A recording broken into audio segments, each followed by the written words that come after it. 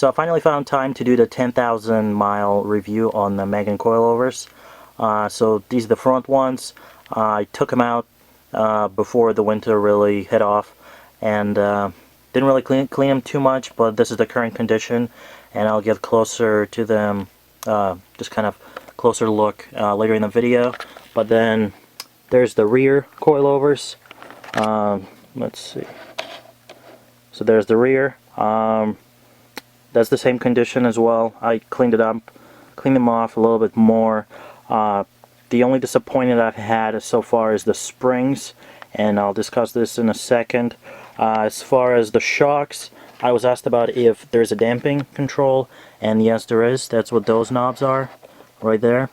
They go right on top of the shock, right over here. You can adjust the comfort of your ride, and then these are the perches for adjusting the height. I mean, they're alright, they're fine. These red rings are aluminum, so as a result it's actually pretty easy to strip them.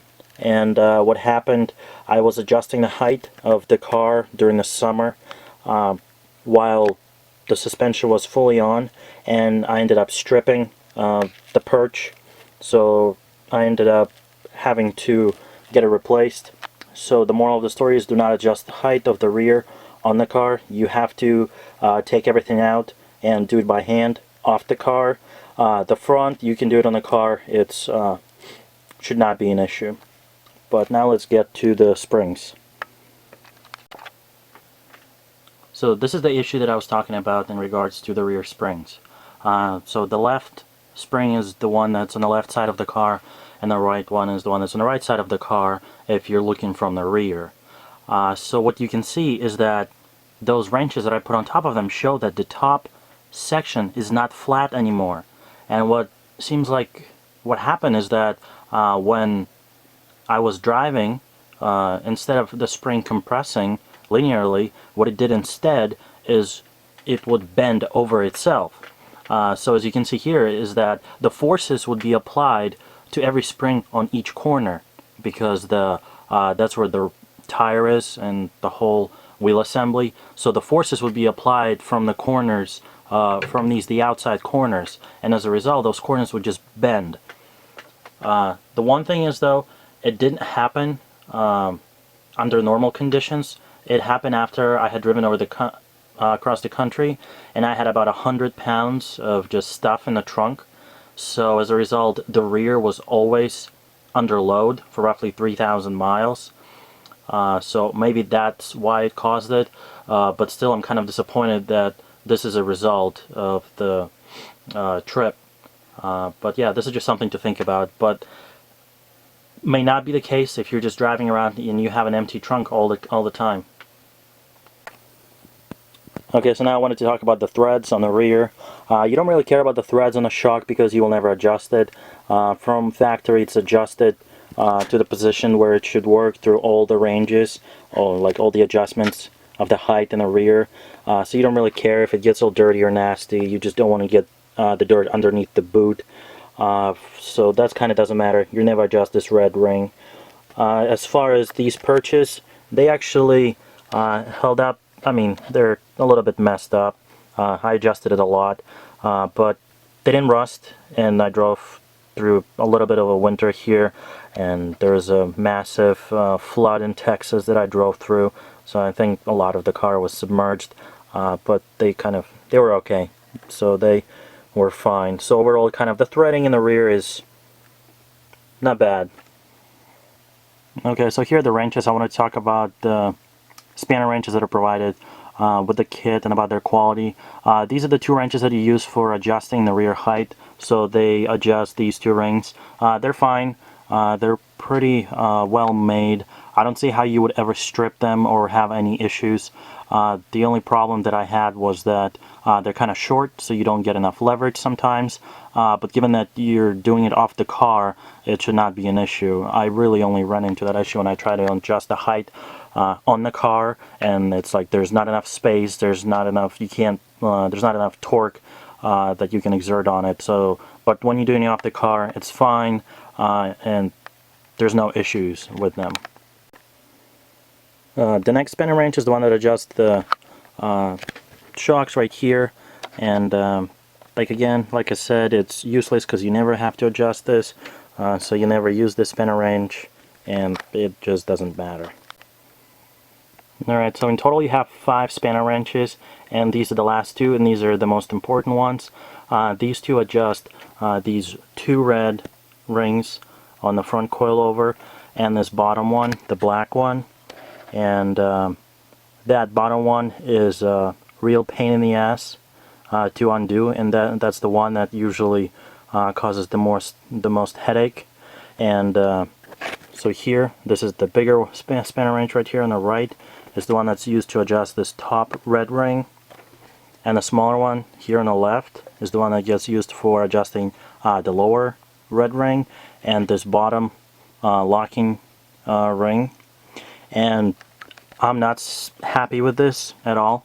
If you can see, the ridge here is very, very small. It's just not enough to grip onto the rings oftentimes, so as a result you ended up stripping this really fast. I stripped it pretty much in the first couple days that I got these coilovers, and I had to request a replacement. And Megan Racing overall just gave me a lot of crap, saying that I wasn't using it correctly, even though they were telling me that the whole, like this bottom locking nut is very important to be tied really tightly. So they told me to actually use this spinner wrench and use a mallet to tighten it. And if I ever did that, I would never be able to undo it, or just simply strip this. And the reason that happens is because this bottom locking nut is a steel nut, so it's extremely tough steel, and this spinner wrench you should just really care for and be very careful when undoing the bottom locking nut. So while we're here on the front coilover, as you can see, there's some rust. I guess there's a washer that goes in between this tube and the locking nut, locking ring. So that washer is metal. It's just a metal, thin piece of metal, so that rusted. I remember I tried to loosen it when I was taking it off the car before the winter, and I couldn't do it, so I'm just going to try it again in a little bit. But yeah, these are the kind of the conditions of the coilovers in the front here.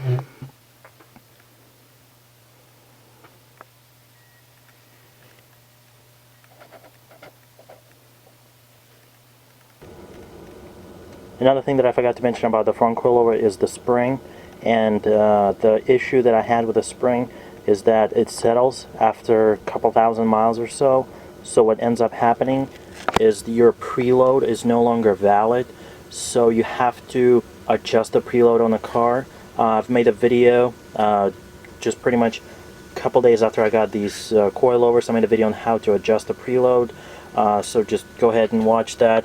But it's adjusted with these 2 red rings, and what I'd suggest is that if you got these coilovers and you had them for a couple thousand miles, take them off and readjust the preload, because even though these are, I don't know, fancy coilover springs, they do settle in just most of the traditional lowering springs. And I mean, if you use any lowering springs, you'd know usually settle in 1/10 of an inch, 2/10 of an inch or so, and these springs are not an exception. So after a couple thousand miles, I'd suggest you take out the coilover and readjust the preload to ensure that everything is safe. And the last thing I wanted to show you is the rear shock, because I noticed that one of them actually doesn't work as well as the other. This is one of them. Right now it's in the softest setting, so if I push down on it, it comes back up, no problem. So this is the one that functions fine, and the other one not so much. So this is the other one, and if I push it down, it doesn't really go up. It needs like a little help.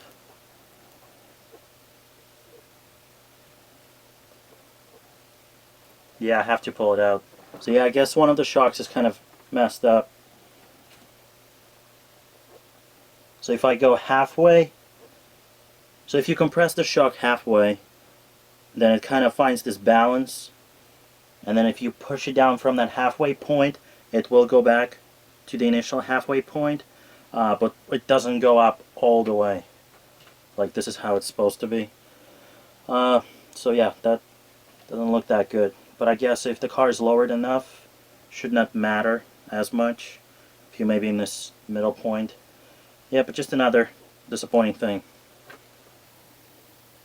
Okay, so in summary, the coilovers are, I guess they're fine, but I could be an outlier because I had put them through a lot. I drove across the country.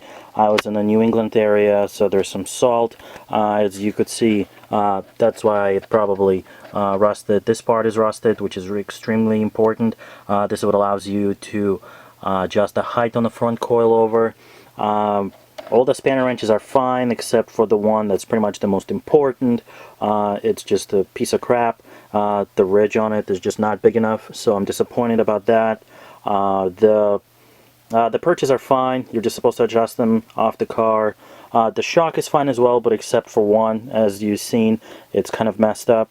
And the spring as well. Both springs are messed up because it kind of bent over itself. So maybe like the shock and the bending over itself could have been the issue of me traveling across the country with a bunch of stuff in my car. So I can't really tell you 100% that would happen with everyone. But overall, I mean, it's cheap coilovers. I paid $880. I guess it's fine for that much money if you don't mess around too much with them, and if you're in a good climate like California. I think that should be alright.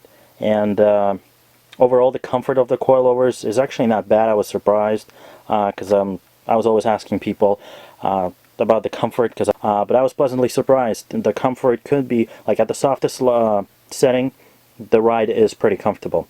And then if you want to tighten it up and you want it to corner better, you just decrease the comfort, you just increase the hardness of the rebound, and it actually performs really well. So overall, like, performance-wise, it's very good. Comfort-wise, it's very good. But it's just these steps in between of adjusting stuff or the material used, kind of questionable, especially on the spring and on the spanner wrench. So that's going to be it.